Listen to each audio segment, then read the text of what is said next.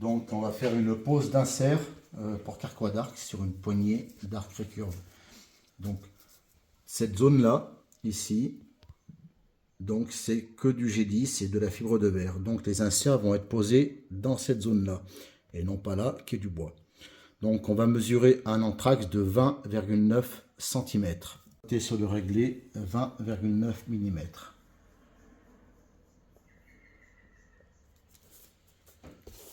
Voilà. Donc les inserts bien sûr se posent en face de la fenêtre. Donc les inserts se posent de ce côté-là. Alors on va essayer de centrer la pose des inserts dans cette zone de fibre et de G10. Voilà, là on a à peu près 20 mm. Donc le premier va être posé par ici. Je vais noter avec un petit scotch.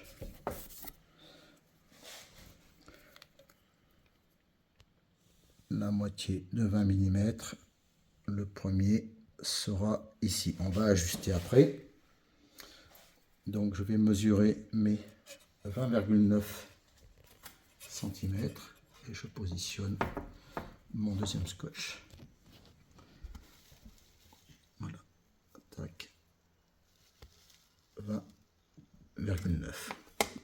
Donc on est centré surtout cette zone de largeur. Il faut que ce soit équivalent de chaque côté. Donc on a bien 20 mm ici, 20 mm ici. Donc la pose est bonne. Donc le perçage va se faire ici et ici. Je contrôle que j'ai bien mes 20,9 cm. Maintenant on va procéder au perçage.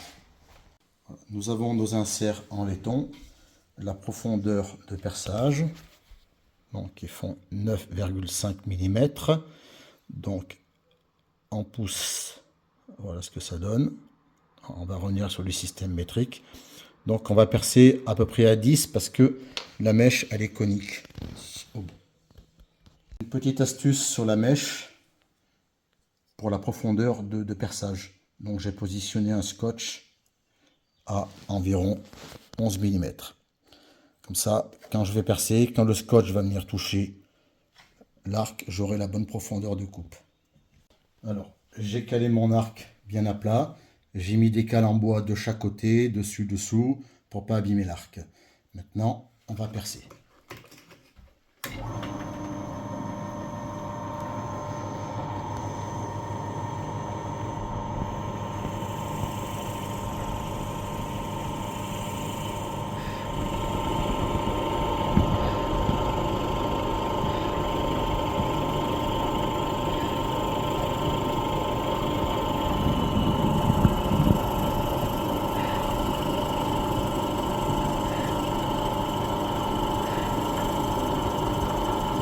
Dès que mon scotch va toucher la base,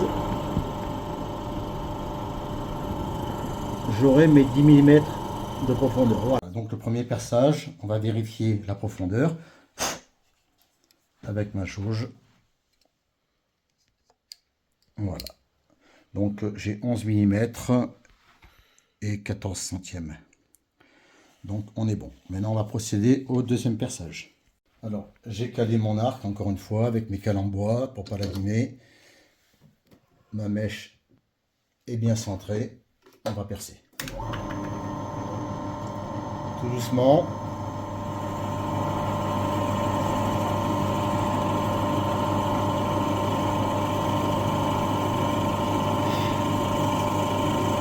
Alors, avant de coller mes inserts, je vais dégraisser les trous.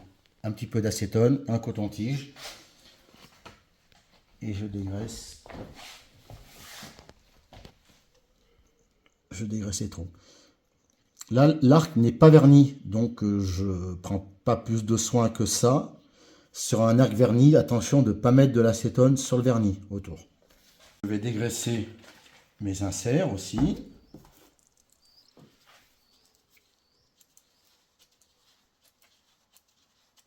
Le collage sera meilleur. Alors je vais préparer ma colle, donc c'est une colle bicomposant époxy.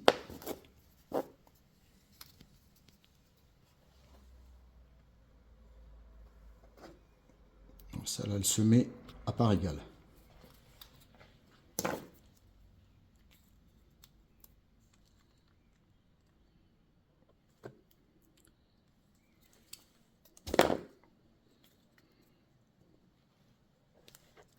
Là, on est bon. Je vais la mélanger.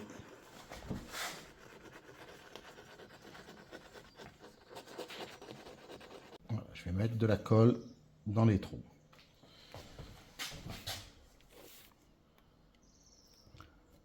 Je mets bien sur les bords.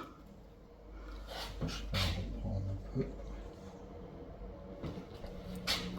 Pas en mettre trop non plus, pour pas que ça déborde quand je vais mettre les inserts. Voilà, et je fais cette opération pour les deux trous. Voilà, donc je vais mettre les inserts. La partie avec la collerette va à l'extérieur, donc là intérieur. Je positionne. Donc ils sont un peu plus gros que le diamètre du trou, donc on va les finir en force. Je mets mon deuxième. Alors, pour les insérer, je vais mettre dans mon étau. Moi j'ai un étau avec des morts en cuir, donc ça ne craint rien pour l'arc. Si c'est un étau avec des morts en acier, il faudra bien mettre des petites cales en bois. Donc là j'ai mis ma cale en bois en face et je vais serrer tout doucement et mon insert. Et va se mettre en place. Voilà, après avoir rentré en force un petit peu les inserts, ils sont installés, donc on va laisser sécher la colle pendant 24 heures. Voilà. Voilà donc un petit résumé de la pose des inserts. Donc je vais bien mesurer et marquer le perçage dans l'arceau, qui est en G10 et en fibre de verre. Je vérifie aussi mon anthrax qui est de 20,9 cm. Ensuite je vais percer avec ma mèche de 6,5 mm pour entrer mes inserts M5. Je vais percer à 11 mm de profondeur. On peut mettre entre 11 et 12, hein, comme il y a le cône de la mèche. Ensuite, donc, je prépare ma colle, je dégraisse, je pose mes inserts en force. Et puis le tour est joué. Alors, un petit truc. Si on perce pile à 6,5 mm, on a la collerette de l'insert qui reste en extérieur. Donc, c'est pas très gênant. Si on veut que l'insert rentre entièrement, dans ce cas-là, je vais faire un deuxième perçage sur 1 mm, 1 mm, pardon, entre 1 et 2 mm de profondeur à 7 mm de diamètre. Donc les 7 mm, ce sont les contours externes de la collerette de l'insert. Voilà, donc ça c'est un choix, ça à définir au départ. Donc voilà, bonne pause.